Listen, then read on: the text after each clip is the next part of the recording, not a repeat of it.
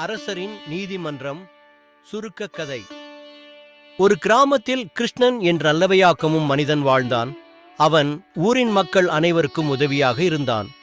ஒரு நாள் விவசாயி அருண் தனது நிலத்தில் பயிர் வெடித்து குடும்பத்தை பராமரிக்க முடியாமல் வாடினான்.